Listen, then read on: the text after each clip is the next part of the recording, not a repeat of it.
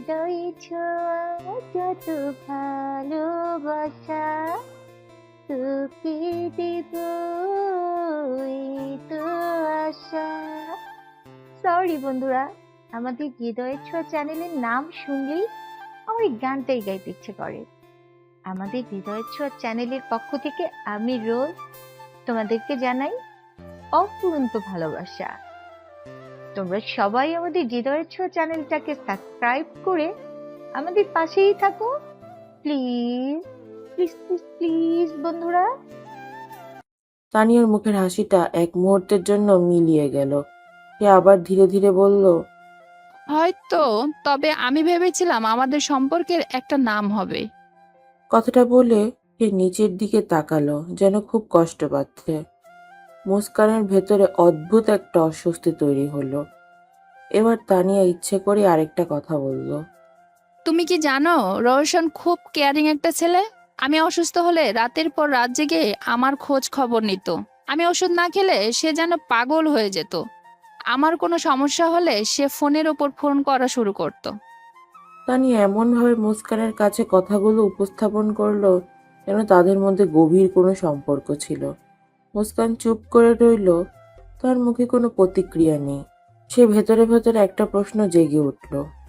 তার মানে আমি ভুল ছিলাম? পাশের বারান্দা থেকে পুরো ব্যাপারটা খেয়াল করছিল পিয়াল।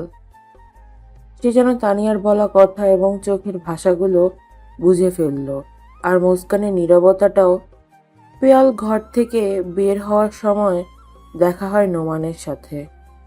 সে নোমানকে একটু দাঁড় করিয়ে বলতে থাকে, একটা কথা ছিল। হ্যাঁ বল, কি হয়েছে? কোনো সমস্যা? এই তানিয়া মেয়েটাকে আমার মোটেও ভালো লাগছে না। আমার মনে হচ্ছে সেই রোসান আর মুস্কানের মধ্যে কোনো একটা ঝামেলা তৈরি করতে যাচ্ছে। ঝামেলা তৈরি করবে কেন? কারণ ওই মেয়েটা রোসানকে চায় আর রোসান মুস্কানকে চায়। হ্যাঁ, তার মানে একটা ঝড় তৈরি হতে যাচ্ছে। তানিয়া চাচ্ছিল মুস্কানের মনের মধ্যে সন্দেহ ঢুকিয়ে দিতে, কারণ সে বিশ্বাস করবে যদি মুস্কান নিজে থেকেই সরে যায় তাহলে হয়তো রোশান একদিন তার দিকে তাকাবে। কিন্তু সে জানতো না ভালোবাসা কখনো জোর করে পাওয়া যায় না। অনেক রাত হয়েছে, সারা বাড়ি প্রায় ঘুমিয়ে পড়েছে। নোমান রাহির বিয়ের ক্লান্তি এখনো সবার শরীরে। বড় চাচা নিজের ঘরে বিছানায় শুয়ে আছেন, কিন্তু কিছুতেই ঘুম আসছে না। এপাশ ওপাশ করছেন। অবশেষে সে দরজার বাহিরে থেকে ডাক দিলেন, ওগো শুনছো? একটু এদিকে আসবে? বড় চাচি তখন রান্নাঘরে শেষ কাজ গুছিয়েই ঘরে ফিরছিলেন। স্বামীর ডাক শুনে বিরক্ত মুখে বললেন, তোমার আবার কি হয়েছে? আরে আরে একটু এদিকে আসো তো। বড় চাচা ভ্রু কুঁচকে ঘরে ঢুকলেন। বড় চাচার দিকে তাকিয়ে বলতে লাগলো, আল্লাহ, এই রাতে আবার কি দরকার তোমার? বড় চাচা বিছানায় উঠে বসলেন। বড় চাচির দিকে আবেগঘন দৃষ্টিতে তাকিয়ে বললেন, কি গো? কিছু না, কিছু না গো, ওই ঘুম আসছে না আর কি। হ্যাঁ। বড় চাচা চোখ বড় বড় করে তাকালেন। ঘুম আসছে না মানে ডাক্তার ডাকবো নাকি? বড় চাচা হেসে ফেললেন। তারপর বড় চাচির দিকে খুব মায়া ভরা চোখে তাকিয়ে বলল, ডাক্তার ডাকতে হবে না গো, আমার ডাক্তার তো তুমি। তুমি আসলেই হবে। বড় চাচি কোমরে হাত দিয়ে দাঁড়িয়ে বললেন, বুড়ো বয়সে ভীমরতি ধরবো নাকি? ভীমরতি না গো, ভীমরতি না। আরে এটাকে বলে প্রেম ভালোবাসা, বুঝলে? কথাটা শুনে বড় চাচি লজ্জা পেয়ে গেল। তারপর বড় চাচার দিকে লজ্জা মাখা চোখে তাকিয়ে বলল, ছি, এই বয়সে এসব কথা বলতে লজ্জা করে না? বড় চাচা মজা করে বললেন, আরে এই বয়সে বলবো না তো কবে বলবো গো? আরে যৌবনে তো তুমি আমাকে দেখলেই পালিয়ে যেতে। বড় চাচি হাসি চেপে বললেন, আহা, কি মিথ্যাবাদী মানুষ! বড় চাচা একটু সরে জায়গা করে দিলেন। তারপর বললেন, আরে এসো না আমার কাছে, এখানে একটু বসো না। এখন অনেক কাজ আছে, বসতে পারবো না। আর এত রাতে তোমার আবার কিসের কাজ? শুধু শুধু বাহানা করছো। এই বলি কি, শোনো, হ্যাঁ, এই মাথাটা একটু টিপে দাও তো। মাগো কি ব্যথা গো। হ্যাঁ, মাথাটা একটু টিপে দাও। এই তোমার হাতে ছোঁয়া না পেলে না ঘুম আসে না গো। বড় চাচির মুখে বিরক্ত দেখলেও পাশে বসে পড়ল। তারপর ধীরে ধীরে হাতটা ধরে বড় চাচার মাথায় এনে বলল। একেবারে বাচ্চাদের মতো হয়ে গেছো। বড় চাচা চোখ বন্ধ করে বললেন। তোমার কাছে আমি সব সময় তো বাচ্চাই। চাচি ধীরে ধীরে তার মাথায় হাত বুলিয়ে দিতে লাগলো। ঘরটা নীরব, শুধু ফ্যানের হালকা শব্দ। কিছুক্ষণ পর বড় চাচা আস্তে করে বললেন। শোনো, আমাদের বিয়ে হয়েছে তো কত বছর, এই 30 বছর হবে। তবু এখনো আমার তোমাকে দেখলেই সেই আগের মতো লাগে, বুঝলে? মনের মধ্যে প্রেম জাগে। আর আমি কাছে ডাকলে যখন তুমি লজ্জা পাও না, তোমাকে সেই নতুন বউয়ের মতোই লাগে গো। বড় চাচির ঠোঁটের কোণে একটা হাসি ফুটে উঠল, কিন্তু আলতো করে স্বামীর কপালে হাত রেখে বললেন। আল্লাহ তোমাকে সবসময় ভালো রাখুক। বড় চাচা চোখ খুলে স্ত্রীর দিকে তাকিয়ে বললেন। একটা কথা বলি। আবার কি বলবে? শোনো গো, পর জন্ম বলে যদি কোনো কিছু থাকে, সেই জন্মে আমি তোমাকেই চাইবো। বলবো দুজনেই যেন কখনো আলাদা না করো। বড় চাচি এবার সত্যি সত্যি লজ্জা পেয়ে গেলেন। তিনি স্বামীর মুখের দিকে তাকিয়ে বললেন। হয়েছে, এবার চুপচাপ একটু ঘুমাও তো। ঠিক আছে বাবা, ঘুমাচ্ছি। আরে রাগ করো কেন? তবে তোমার হাতটা না আমার মাথা থেকে সরাবে না। সেই রাতের নরম নীরবতায় বহু বছরের সংসার, হাজারো ঝগড়ার হাসি কান্না পেরিয়ে আসে দুজন মানুষের ভালোবাসা যেন আবার নতুন করে ফুটে উঠেছিল। শুনেছ নোমান ভাই, একটা কথা বলতে চেয়েছিলাম। নোমান রাহির দিকে তাকিয়ে কিছুটা অবাক হয়ে বলে। কি বললে তুমি? তুমি এখনো তোমার ভাইয়া? কতবার বলেছি আমরা দুজন স্বামী স্ত্রী, এই নামে আর কখনো আমাকে ডাকবে না। তোমার মনে থাকে না? কেন ভুলে যাও? তাহলে কি বলে ডাকবো শুনি? নোমান রাহির একদম কাছে এসে কাঁধে হাত রাখলো। তারপর ধীরে ধীরে রাহির মুখের দিকে এসে ফিসফিস করে বলল। আচ্ছা, তাহলে আমার বউ জানে না আমাকে কি বলে ডাকতে হবে? তাহলে শুনুন ম্যাডাম, আজকে থেকে আমাকে জান পাখি বলে ডাকবে। ছি ছি, আমি ওটা রাখতে পারবো না। ও আচ্ছা, তাহলে আরেকটা সহজ করে দেই, সোনা পাখি, আর নয়তো জান বলে ডেকো। কি শুরু করলো বলো তো? আমি ওসব কিছু রাখতে পারবো না। তাহলে কি তুমি এখনো আমাকে ভাইয়া বলেই ডাকবে? ওটা তো আমি হতে দিতে পারি না। এ কথা বলেই নোমান রাহির গলার কাছে মুখ নিয়ে আসে। ধীরে ধীরে সে তার ঠোঁটগুলো রাখে গলায়, ছুঁয়ে দিয়ে বলতে থাকে। তুমি আমার অনেক সাধনার প্রাণের প্রিয় একজন, তাই তুমি আমার জান পাখি, কলিজার সোনা পাখি, সব কিছু। হয়েছে, আমি তোমার সব কিচ্ছু। এবার সর তো। তুমি খুব বাজি হয়ে গেছো। একটু কাছে আসতে চাইলেই শুধু দূরে সরিয়ে দাও, এটা ঠিক না। জান, এমন কেন করো? একটু আদর করি। নোমানের কথা শুনে রাহি নোমানকে নিজের কাছ থেকে ধাক্কা দিয়ে সরিয়ে দিয়ে বলে। আমি তোমাকে প্রয়োজনীয় একটা কথা বলার জন্য ডেকেছি, আর এমনি তুমি রোমান্টিক হয়ে উঠলে। আচ্ছা ঠিক আছে, বলো তোমার প্রয়োজনীয় কথা। তবে ভুলে যেও না, আদরটা পাও না রইলাম। রাতে কিন্তু খুব বেশি করে আদর দেব। বলেছিলাম মুস্কান আর রোশনের ব্যাপারটা একটু দেখলে হতো না? ওই তানি মেয়েটাকে আমার মোটেও ভালো লাগে না। ওই মেয়ে কিচ্ছু একটা গোল পাকাচ্ছে। আমিও বুঝেছি কিছুটা, দেখি কি হয়। কাল রোশনটার সাথে কথা বলতে হবে। তানিয়া এখন পুরোপুরি বুঝে গেছে রোশন তাকে নয়, মুস্কানকে ভালোবাসে। আর এটাই যেন তার ভিতরে হিংসাটাকে আরো বাড়িয়ে দিল। একদিন দুপুর বেলায় বড় চাচা ড্রয়িং রুমে বসেছিল। তানিয়া এসে তার পাশে বসলো। তার মুখে বিষণ্ণতার ছাপ। বড় চাচি তানিয়ার মুখের দিকে তাকিয়ে অবাক হয়ে বললেন। কি হয়েছে মা, তোমার মুখটা অমন দেখাচ্ছে কেন? কিছু না আন্টি। তোমাকে দেখে তো কিছু একটা মনে হচ্ছে। তানিয়া কয়েক মুহূর্ত চুপ করে বলল। আন্টি, সব অনুভূতি কি মুখে বলা যায়? বড় চাচি অবাক হলেন। তানিয়া নিচু গলায় বলল। রোশন খুব ভালো মানুষ, ওর মতো কাউকে পাওয়া ভাগ্যের ব্যাপার। কথাগুলো এমন ভাবে বলল যেন অনেক দিনের লুকোনো অনুভূতি। ঠিক তখনই বড় চাচা ভেতরে ঢুকলেন। তানিয়া উঠে চলে ঢুকে, কিন্তু তার বলা কথাগুলো বড় চাচির মাথায় ঘুরতে লাগলো। সন্ধ্যায় বড় চাচি স্বামীকে বললেন। শোনো গো, একটা কথা বলি। মুখে পান দিতে দিতে বললেন, হ্যাঁ বলো। তুমি কোনো কথা বলবে, সেটা আমি মন দিয়ে শুনবো না। তা কি হয় বলো, কি বলবে? তানিয়া মেয়েটাকে আমার খুব ভালো লাগে। রোশানের সঙ্গে কেমন মানাবে বলো তো? হ্যাঁ ঠিক বলেছ। আরে মেয়েটা তো ভালোই। হ্যাঁ, আমার মনে হয় রোশানের জন্য খারাপ হবে না। দেখা যেতে পারে, খারাপ না।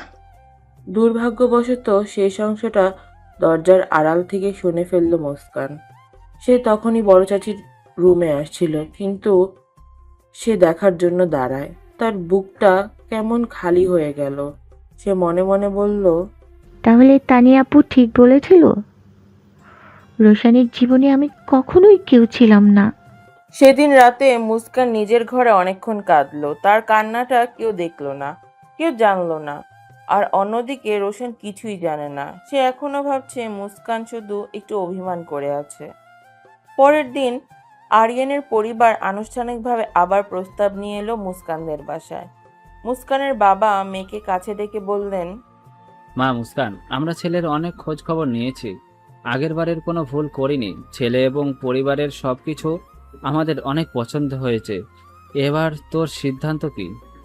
ঘরের মধ্যে সবাই বসে আছে। মুস্কানের মা, বড় চাচি, মেঝো চাচি, পেয়াল, বাকি সবাই। কিছুক্ষণের নীরবতা। তারপর মুস্কান ধীরে বলল, ঠিক আছে আব্বু, আমি রাজি। পুরো ঘরটা যেন নিস্তব্ধ হয়ে গেল। পিয়াল চমকে উঠল। আশ্চর্য, মুস্কান রাজি মানে? সে তো রোশানকে পছন্দ করে, সে ছোটবেলা থেকেই। মুস্কান জোর করে হাসল। বাবার দিকে তাকিয়ে বলল, আরিয়ান খুব ভালো ছেলে, আমার কোনো আপত্তি নেই বাবা। মুস্কানের কথাটা শুনে যেন ছুরির মতো গিয়ে বিঁধল পিয়ালের বুকে। কারণ সে জানে মুস্কান মিথ্যে বলছে। সেদিন রাতে পিয়াল রোশনের রুমে গিয়ে তার সামনে দাঁড়ালো। তারপর রোশনের দিকে তাকিয়ে বলতে লাগলো, কি ব্যাপার, তুই কিছু করছিস না কেন? রোশন অবাক হয়ে পিয়ালের দিকে তাকিয়ে বলে, কেন, কি হয়েছে? মুস্কানের বিয়ে ঠিক হয়ে গেছে। তুই 1 সপ্তাহ বাড়িতে ছিলে না, এদিকে সব কথা ফাইনাল হয়ে গেছে। রোশনের মুখ থেকে যেন রক্ত সরে গেল। সে অস্থির হয়ে পিয়ালের দিকে তাকিয়ে বলে উঠল, কি বলছিস এইসব? তুই যখন চুপ করে বসে আছিস, তোর কিছু করার নাই, তখন অন্য কেউ এসে ওকে নিয়ে যাবে, এটাই স্বাভাবিক। রোশন স্তব্ধ। এদিকে বাড়িতে নতুন আলোচনা শুরু হলো। মাহির বিয়ের কথাও এগোচ্ছে।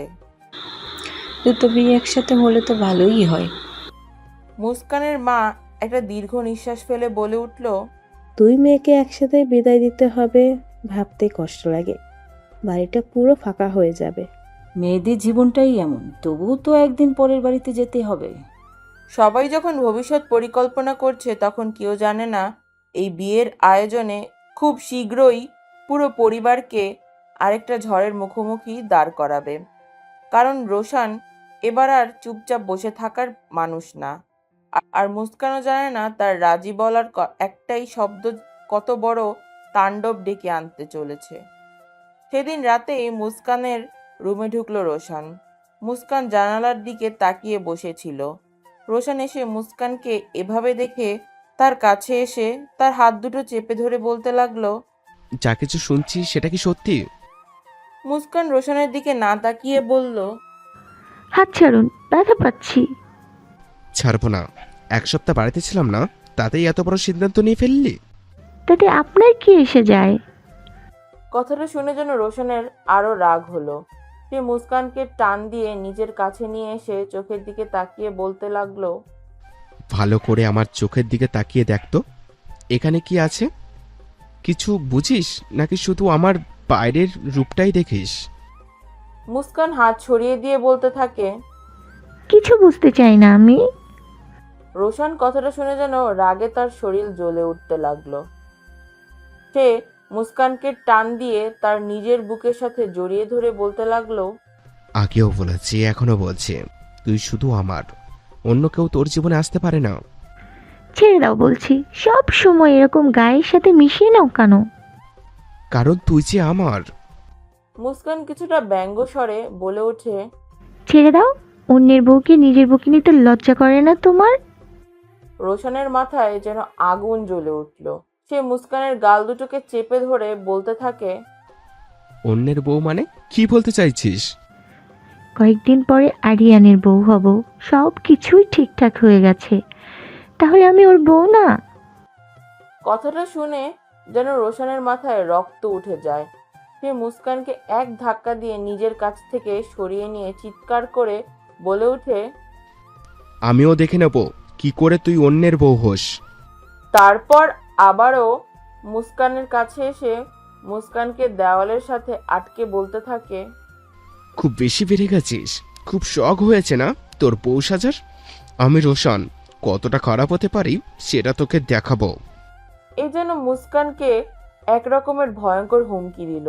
কথাটা বলেই মুস্কানের চোখের দিকে তাকিয়ে থাকলো। মুস্কান ধীরে ধীরে চোখ নামিয়ে রোশনের কাছ থেকে সরে যেতে চাইলে রোশন যেন আরও নিজের শরীরের ভরটা মুস্কানের উপর ছেড়ে দিয়ে তার গলার খুব কাছে মুখটা এনে বলতে থাকে, কেন এমন করছিস পাগলি? তুই কেন বুঝিস না আমি তোকেই ভালোবাসি, আমার তোকেই লাগবে। কথাগুলো যেন মুস্কানের কাছে খুব একটা গ্রহণযোগ্য হলো না। সে ধাক্কা দিয়ে রোশনকে সরিয়ে দিয়ে বলল, তোমার এই সমস্ত কথায় এখন আর আমি গুলবো না, চলে যাও রুম থেকে। রোশন কিছুক্ষণ মুস্কানের দিকে তাকিয়ে থেকে ধীরে ঘর থেকে বের হয়ে গেল। এদিকে রাহির চোখে সবটাই ধরা পড়ল। রাহি বুঝে গেল যে মুস্কান আর রোশনের মধ্যে নিশ্চয়ই কোনো ভুল বোঝাবুঝি হয়েছে। সে ধীরে ধীরে তার নিজের রুমে এসে নোমানের সাথে সবটা শেয়ার করলো। ওদের দুজনের মধ্যে নিশ্চয় অনেক বড় ভুল বোঝাবুঝি হয়ে গেছে।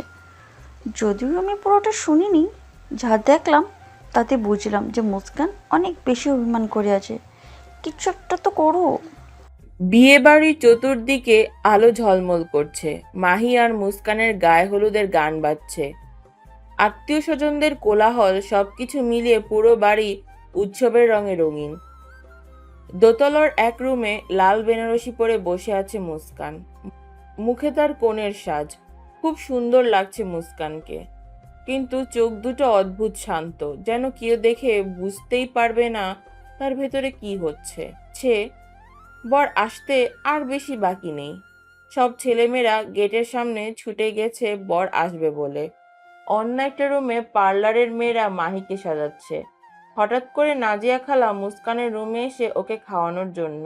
মুস্কান একটু খেয়ে নে, সেই সকাল থেকে কিছুই মুখে দিসনি, আয় আমি তোকে খাইয়ে দিই। হঠাৎ করেই তিনি দেখেন বিছানার উপর কেউ নেই। বাথরুম, বারান্দা সব জায়গায় খুঁজে মুস্কানকে কোথাও দেখলো না। মুস্কানকে কোথাও পাওয়া যাচ্ছে না। বাথরুমে দেখেছেন? ছাদে দেখো সবাই। সবাই ছোটাছুটি শুরু করলো। এক মুহূর্তে পুরো বাড়িতে হলুস্থুল পড়ে গেল। আত্মীয় স্বজনরা চারদিকে ছুটতে লাগলো, কেউ ছাদে, কেউ বাগানে, কেউ গেটের বাইরে, কিন্তু কোথাও নেই মুস্কান। সোনিয়া বেগম যেন বিশ্বাস করতে পারছে না। তিনি বারবার বলছিলেন, মেয়েটা তো আমার ঘরেই ছিল, এতটুকু সময়ের মধ্যে কি হয়ে গেল? আমার মেয়েটাকে খুঁজে এনে দাও। কিছুক্ষণ পর সবাই মিলে খোঁজাখুঁজির পরে কোথাও মুস্কানকে পাওয়া গেল না। সোনিয়া বেগমের বুকটা যেন ভেঙে গেল। তিনি সোফায় বসে হাউমাউ করে কাঁদতে লাগলেন। হায় আল্লাহ, আমার মেয়েটার কি হলো? কোথায় গেল মেয়েটা? ও কাউকে না বলে কোথায় যায় না। চারপাশে ফিসফিস শুরু হয়ে গেল। আত্মীয়দের একজন মুখ বাঁকিয়ে বলতে লাগলো। কথাগুলো শুনে সোনিয়া বেগম চিৎকার করে উঠলেন, বললেন, আমার মেয়েকে নিয়ে কেন এসে বলছেন? আমার মেয়েটা এমন না। আমাদের মেয়ে এরকম হলে আগের থেকেই বলতো। বড় চাচি হঠাৎ কিছু একটা খেয়াল করলেন। তার ভ্রু কুঁচকে গেল। সে হঠাৎই প্রশ্ন করলেন, এত বড় তাণ্ডব ঘটে গেল, রোশানটা কোথায় গেল? কেউ উত্তর দিতে পারল না। এবার বড় চাচাও খেয়াল করলেন, সত্যিই তো সকাল থেকে রোশানকে কেউ দেখেনি। ফোন করা হলে ফোন বন্ধ আসছে। একবার, দুইবার, তিনবার একই উত্তর, সুইচ অফ। ঘরে অদ্ভুত নীরবতা নেমে এলো। এই সময় ঘরের এক কোণায় দাঁড়িয়ে থাকা পেয়ালের দিকে হঠাৎ চোখ গেল মেজো চাচির। সবাই যখন অস্থির, তখন পিয়ালের ঠোঁটের কোণে এক চাপা হাসি। মেজ চাচি ভ্রু কুঁচকে ফেললেন। তারপর তিনি ধীরে ধীরে পেয়ালের কাছে এসে বললেন, পিয়াস, তুই কি কিছু জানিস রোশন কোথায়? আমি কিছু জানি না তো। মিথ্যা কথা বলিস না। পেয়াল এবার চোখ তুলল। মেজ চাচি ফিসফিস করে বললেন, আমাকে চুপি চুপি বলতো রোশন কোথায়। পেয়াল একটা দীর্ঘশ্বাস ফেলল। কিছুক্ষণ চুপ থেকে বলল, মামি, আজ যদি চুপ থাকি তাহলে অনর্থ হয়ে যাবে। আজ সত্যিটা বলতেই হবে, তা নাহলে খুব অন্যায় হবে। মেজ চাচির বুকটা ধপ করে উঠল। পেছন থেকে ওদের কথা শুনে এগিয়ে এলো বড় চাচা। তিনি এসে পেয়ালের দিকে তাকিয়ে বললেন, কি অন্যায় হবে, কি সত্যি আমিও শুনবো। মুস্কান তো পালায়নি। তাহলে কোথায় মুস্কান? মুস্কানকে রোশন তুলে নিয়ে গেছে। কথাটা শুনে যেন দুজনেই স্তব্ধ। কি বললি? রোশন মুস্কানকে নিয়ে গেছে? কেন নিয়ে গেছে? কারণ রোশন মুস্কানকে ভালোবাসে। মেজ চাচি যেন কয়েক সেকেন্ড নিঃশ্বাস নিতে ভুলে গেলেন। তুই কি এই কথা জানতিস? তুই কি ওদের সাহায্য করেছিস? পিয়াল মুচকি একটা হেসে বলে, হ্যাঁ, আমি জানতাম মুস্কান ছোটবেলায় রোশনকে খুব ভালোবাসত, কিন্তু ও ফিরে আসার পর রোশন ওকে প্রচুর পরিমাণে ভালোবেসে ফেলে। কিন্তু মুস্কান কোনো মতে রাজি হচ্ছিল না, তাই রোশন এই কাজ করেছে। মেজ চাচি মাথায় হাত দিলেন। তারপর দ্রুত উঠে দাঁড়ালেন। সোজা ড্রয়িং রুমের মাঝখানে এসে বললেন, সবাই একদম চুপ করো। এক মুহূর্তে পুরো ঘর নীরব। তারপর মেজ চাচি ধীরে ধীরে বলতে লাগলেন, আমাদের মেয়ে পালিয়ে যায়নি। ঘরে গুঞ্জন শুরু হলো। সবাই একে অপরের মুখের দিকে তাকাতে লাগলো। তাহলে কোথায় মুস্কান? রোশান মুস্কানকে নিয়ে গেছে? মুহূর্তেই যেন পুরো বাড়ি স্তব্ধ হয়ে গেল। সোনিয়া বেগমের চোখ মুছে মেজ চাচির দিকে তাকিয়ে রইলেন। বড় চাচা অবিশ্বাস্য নিয়ে বললেন, কি বললি রেশান? হ্যাঁ, রেশান এই কাজ করেছে? হ্যাঁ? নোমান যেন হতভম্ব। রাহি মুখে হাত দিয়ে হতভম্ব হয়ে গেল। মাহি তো প্রায় চিৎকার করেই বলে উঠল, কি বললে? এবার ঠিক হয়েছে। কারণ রোশন মুস্কানকে ভালোবাসে, আর মুস্কানের অন্য কারোর সঙ্গে বিয়ে সে মেনে নিতে পারেনি। কথাটা শেষ হতেই ঘরের প্রতিটি মানুষ যেন একে অপরের মুখের দিকে তাকিয়ে রইল। কারণ হঠাৎ করেই তারা বুঝতে শুরু করেছে গত কয়েক মাস ধরে চোখের সামনে ঘটে যাওয়া অনেক ঘটনা হয়তো তারা দেখতেই পায়নি। আর আজ সেই লুকিয়ে থাকা ভালোবাসা পুরো পরিবারকে ঝড়ের মুখে ফেলে দিয়েছে। মেজ চাচির মুখের কথাগুলো শোনার পর পুরো ঘর নিস্তব্ধ। তানিয়া মুখের রং মুহূর্তেই ফ্যাকাশে হয়ে গেল। সে অবিশ্বাসের চোখে বড় চাচার দিকে তাকিয়ে বলল, আন্টি, এটা কি শুনছি? এটা কি সত্যি? কেউ কোনো উত্তর দিল না, কারণ সবার মুখে একই বিস্ময়। তানিয়া কাঁপা কাঁপা গলায় বলল, তাহলে এতদিন আমি যেটা ভেবেছিলাম সবটা ভুল ছিল? সে চোখে জল আনার ভান করে বলল, তাহলে রোশন আমাকে কখনোই ভালোবাসেনি, আমাকে কখনোই ওর নজরে দেখেনি সে? আমরা দুজন শুধু নামমাত্রই বন্ধু। সে হালকা অভিনয় করে চোখ মুছতে মুছতে বলল, থাক, আমি কাউকে দোষ দিচ্ছি না। ভালোবাসা তো আর জোর করে পাওয়া যায় না। আমি ভালোবাসলে কি হবে? সে তো আমায় ভালোবাসেনি। তারপর ধীরে ধীরে ঘর থেকে বেরিয়ে যাচ্ছিল। তখনই পেছন থেকে বড় চাচা বললেন, তুমি কষ্ট পেও না মা, সবার জীবনে সবাই থাকে না, হয়তো রোশান তোমার ভাগ্যে লেখা ছিল না। কথাটা শুনে তানিয়া একটু অভিনয় করে চোখ দিয়ে পানি ফেলতে থাকলো। মুস্কানের মা সোনিয়া বেগম তানিয়ার কাছে এসে বললেন, তুমি মন খারাপ করো না মা, আল্লাহ হয়তো তোমার ভাগ্যে খুব ভালো কাউকে লিখে রেখেছে। এদিকে বড় চাচা গম্ভীর স্বরে বললেন, সবাই এভাবে কান্নাকাটি করলে হবে? আরে আগে ওদেরকে তো খুঁজে বের করতে হবে। হ্যাঁ, আমাকে আমার মেয়ের কাছে নিয়ে চলো। নোমান সামনে গিয়ে এসে সবার দিকে তাকিয়ে বলল, আব্বু, আমি আর পিয়াল জানি ও কোথায় গেলে ওদের পাওয়া যাবে। পিয়াল মাথা উঁচু করে বলল, হ্যাঁ ঠিক আছে, চলো আমি নিয়ে যাই। তাই চলো, দেখি কোথায় আছে আমার সুপুত্র। এদিকে রোশান মুস্কানকে নিয়ে একটা নিরিবিলি গেস্ট হাউসের ঘরে বসে আছে। মুস্কান এখনো কোণের সাজেই আছে। দুজনের মাঝখানে নীরবতা। এখন রাগ করে আছিস? দেখ, আমি যা করেছি শুধুমাত্র আমাদের ভালোর জন্যই করেছি। মুস্কান কড়া চোখে রোশনের দিকে তাকিয়ে বলে, হ্যাঁ, তুমি খুব ভালো কাজ করেছো, একেবারে উদ্ধার করে ফেলেছো। কত বড় অন্যায় করেছো তুমি জানো? কোনো অন্যায় করিনি। আর 5 মিনিট দেরি হলে তুই অন্য কারো বউ হয়ে যেতি, আর এটা আমি বেঁচে থাকতে কখনোই সহ্য করতে পারতাম না। ওদের কথার মাঝখানে বাহিরে গাড়ির শব্দ। পেয়াল দরজা নক করলো। রোশন, দরজাটা খোল। রোশন দরজা খুলতেই দেখে বড় চাচা, বড় চাচি, সোনিয়া বেগম, মুস্কানের বাবা, নোমান সবাই দাঁড়িয়ে আছে। সোনিয়া বেগম ছুটে গিয়ে মুস্কানকে জড়িয়ে ধরলো। তুই ভালো আছিস তো মা? মুস্কান মায়ের বুকে মুখ লুকিয়ে কেঁদে ফেললো। তারপর বড় চাচা রোশনের সামনে এসে দাঁড়ালেন। এই কাজটা খুব ভুল করেছিস। কত বড় অন্যায় করেছিস তুই নিজেই বুঝতে পারছিস। ও বাড়ি মেহমানদের কাছে আমাদের মাথাটা একেবারে হেট হয়ে গেছে। রোশন মাথার নিচু করে বলতে লাগলো, আমি জানি আব্বু, আমি ভুল করেছি। আমাকে যা শাস্তি দেবে আমি মেনে নেব, কিন্তু মুস্কানকে আমি হারাতে পারবো না। বড় চাচা এবার মুস্কানের দিকে তাকালেন। দেখলেন মেয়েটা মার বুকে মুখ লুকিয়ে কান্না করছে। ছেলের দিকে তাকিয়ে বড় চাচা বলে উঠলেন, মেয়েটাকে জোর করে তুলে এনেছিস, যা হবার বাড়িতে গিয়ে হবে। এবার বাড়িতে চল চল। এতক্ষণ ওদের ব্যাপারটা সবাই জানাজানি হয়ে যায়। নাদিয়া খালা, আরিয়ান, জামিল সাহেব সহ সবাই গেস্ট হাউসে উপস্থিত হয়। মুস্কান আর রোশনের কাহিনীটা সবাই জেনে গেছে, কিন্তু তখন নাদিয়া খালা আর আরিয়ান এর পরিবার ভীষণভাবে অস্বস্তিতে আছে। নাদিয়া খালার চোখে পানি নিয়ে বলে উঠল, বাবা আরিয়ান, আমি তোমার কাছে খুবই লজ্জিত। আমি ভেবেছিলাম মুস্কান তোমাকে খুবই পছন্দ করে, জানতাম না ওর মনে অন্য কোনো বন্দি। আরিয়ানের বাবা একটু গম্ভীর মুখে বসে আছেন।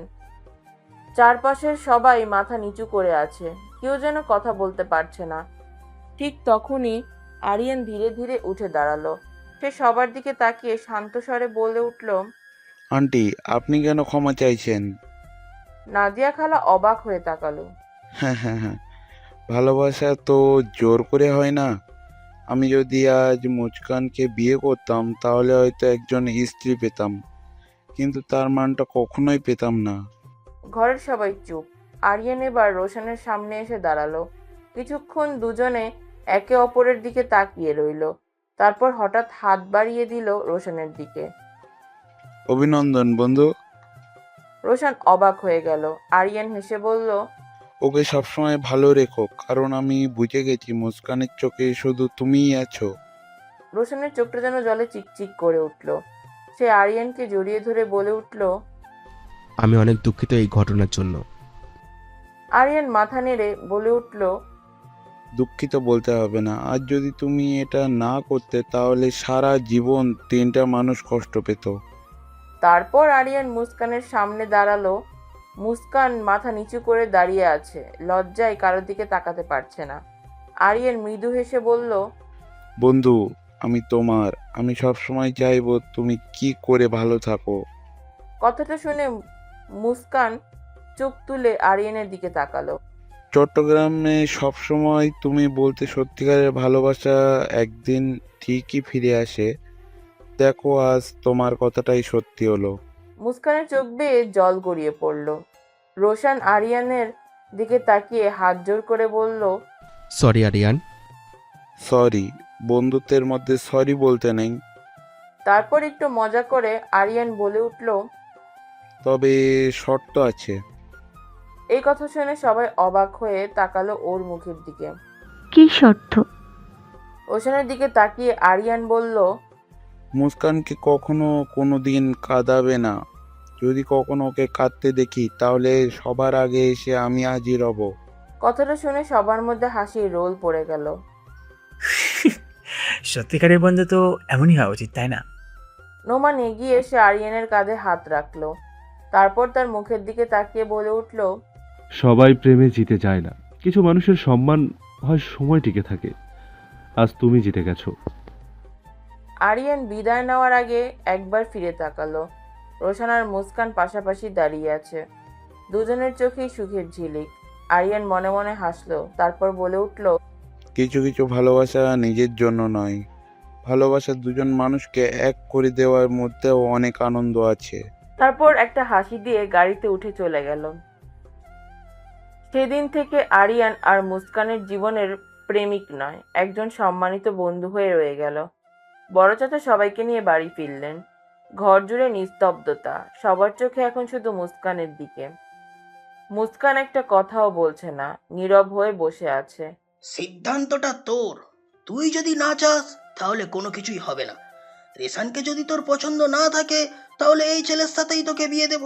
আর যদি তুই রোশনকে পছন্দ করে নিজের জীবন সঙ্গী হিসেবে চাস তাহলে আমি নিজেই তোদের বিয়ে দেব। ওদিকটা না হয় আমি সামলে নেব। সোনিয়া বেগম চোখ মুছতে মুছতে বললেন, তোর মনে যা আছে সেটাই বলে দে মা। মুস্কান ধীরে ধীরে রোশনের দিকে তাকালো। রোশনের চোখে অনুশোচনা, ভয় আর ভালোবাসা সব একসঙ্গে। কিছুক্ষণ চুপ থেকে মুস্কান বলল, আমি রোশন ভাইয়ার সাথে রাগ করেছিলাম। আমি চেয়েছিলাম ওনাকে কষ্ট দিতে, কিন্তু আমি আজও রোশন ভাইয়াকে পছন্দ করি। কথাটা শেষ হতেই সোনিয়া বেগম মেয়েকে জড়িয়ে ধরলেন। রোশন যেন একটা সত্যিকারের নিঃশ্বাস ফেলল। নোমান এগিয়ে এসে রোশনের কাঁধে হাত রাখলো। সাইড থেকে বড় চাচা বলে উঠলেন, আরে ভালোবাসা অপরাধ না, কিন্তু সবার মাঝখান থেকে কোণে উঠিয়ে নিয়ে আসা, কারো কাছে সেটা প্রকাশ না করা, এটাও খুব বড় অপরাধ। আজকালকার ছেলে মেয়েরা কোনো কিছু প্রকাশ করতে চায় না বড়দের কাছে। বড় বেশি বেয়ারা হয়ে গেছে ছেলে মেয়েগুলো। তাদের মনের কথাগুলো বড়দের সাথে শেয়ার করে না, অথচ বাড়ির মান সম্মান নষ্ট। রোশন যেন তার নিজের অন্যায়টা বুঝতে পেরে মাথা নিচু করে রইল। তারপর বলল, আমাকে ক্ষমা করে দেন আব্বু, আমি ওকে হারানোর ভয় পেয়েছিলাম, তাই তো এমনটা করেছি। নোমান হেসে বলে উঠল, আচ্ছা, এত কান্নাকাটি বাদ, আজই বিয়েটা করিয়ে ফেলি। পাশ থেকে মাহি হাততালি দিয়ে উঠল, শেষ পর্যন্ত আমরা দুই পাগল মানুষকে এক করতে পারলাম। সেদিন রাতেই বড় করে হলরুম সাজানো হলো। আত্মীয় স্বজন আবার খবর দেওয়া হলো। ইমাম সাহেব এলেন। সাদা ফুল দিয়ে ছোট্ট করে মঞ্চ সাজানো হলো। মুস্কান এবার আবারও কোণে সাজলো, কিন্তু এবার তার মুখে চাপা হাসি। রোশন সাদা শেরওয়ানিতে দাঁড়িয়ে শুধু তাকিয়ে রইল। কাজী সাহেব জিজ্ঞেস করলেন, কোণে? আপনি কি স্বেচ্ছায় এই বিয়েতে রাজি? মুস্কান লাজুক হেসে মাথা নিচু করে বলল, জি রাজি। কাজী রোশনের দিকে তাকিয়ে জিজ্ঞেস করলেন, বর আপনি কি রাজি? রোশন মুচকি হেসে বলল, অনেক আগের থেকে রাজি। সবার মাঝে হাসির রোল পড়ে গেল। আলহামদুলিল্লাহ। কবুলের শব্দের সঙ্গে সঙ্গে চারিদিকে আনন্দের ধ্বনি উঠল। পিয়াল রোশনকে জড়িয়ে ধরে বলল, অবশেষে ভাই তুই জিতেই গেলি। নোমান মুস্কানের মাথায় হাত রেখে বলল, আজ থেকে তুই শুধু আমার পিচ্ছি বোন না, এবারের পিচ্ছি বউ। রাত গভীর। ঘরটা সাদা গোলাপ আর রজনীগন্ধায় সাজানো। দরজার বাহিরে মাহি, পেয়াল আর বাকি কাজিনরা অনেক মজা করে। অবশেষে সবাই এসে রোশনের পথ আগলে ধরল। এমনি এমনি তো তোমাকে ঘরের ভেতরে যেতে দেওয়া যাবে না ভাইয়া। দেখ, এমনিতেই আজ শরীরের ওপর দিয়ে বহুত ধকল গেছে, ভালোই ভালোই ঘরে যেতে দে বলছি। সেটা তো হবে না ভাইয়া, আগে আমাদের পাওনা মিটিয়ে দাও, তারপর আমরা সবাই চলে যাচ্ছি। এইভাবে অনেকক্ষণ তর্কাতর্কির পর অবশেষে রোশনের কাছ থেকে 10,000 টাকা খসিয়ে নিয়ে ওরা সবাই চলে গেল। রোশন ধীরে ধীরে ঘরে ঢুকলো। মুস্কান বিছানায় এক পাশে বসে আছে, মুখে লাজুক হাসি। কিছুক্ষণ কেউ কোনো কথা বলল না। রোশন আস্তে করে বলল, একটা কথা বলবো? বলো। সেদিন যে চর মেরেছিলাম, আজও নিজেকে ক্ষমা করতে পারিনি। জানি না সেদিন কি হয়েছিল। মুস্কানের চোখ নরম হয়ে এলো, নাক টেনে বলল, অনেক ব্যথা পেয়েছিলাম সেদিন, অনেক কেঁদেছিলাম আমি সেদিন রাতে। রোশনের গলাটা ভারী হয়ে গেল। যদি পারো ক্ষমা করে দিও আমাকে। ক্ষমা তো অনেক আগেই করেছি, না করলে কি আর আজ আপনার পাশে বসে থাকতাম? রোশনের চোখে জল চিক করে উঠল। মুস্কান মুচকি হেসে বলল, তবে শান্তি এখনো শেষ হয়নি। তবে শাস্তি এখনো শেষ হয়নি। রোশন অবাক হয়ে মুস্কানের মুখের দিকে তাকিয়ে বলল, আবার কি শাস্তি বাকি আছে? মুস্কান দুষ্টু হেসে উত্তর দিল, সারা জীবন আমাকে অনেক অনেক আদর করতে হবে। রোশন হেসে বলে উঠল, এই শাস্তি আমি হাসি মুখে মেনে নিলাম, এখনই শুরু করব নাকি? মুস্কান রোশনকে ধাক্কা দিয়ে বলে, চুপ, ফাজিল লোক কোথাকার। এই কথা বললে তো হবে না, এখন তো আর চুপ থাকতে পারবো না। এখন আমি অনেক অনেক আদর করব, কারণ এই শাস্তিটা আমার অনেক পছন্দ হয়েছে। একথা বলেই সে মুস্কানের মাথার ওড়নাটা সরিয়ে তাকে বুকের সাথে শক্ত করে জড়িয়ে ধরে। খুব বেশি ভালোবাসি তোকে। ছাড়ুন, আর তো জোরে ধরে নাকি? ব্যথা পাচ্ছি ভাইয়া। এখনো ভাইয়া? আমি তোর ভাইয়া না। তাহলে? তুই আমার পিচ্ছি বউ, আর আমি তোর জান। বাহিরে তখন পূর্ণিমার আলো, আর ভেতরে দীর্ঘদিনের অভিমান শেষ করে প্রকাশিত ভালোবাসার গল্প। এ যেন এক অফুরন্ত প্রেমের পাগলামি। এতক্ষণ আমাদের গল্পটিকে মনোযোগ সহকারে শোনার জন্য আপনাদেরকে অসংখ্য ধন্যবাদ।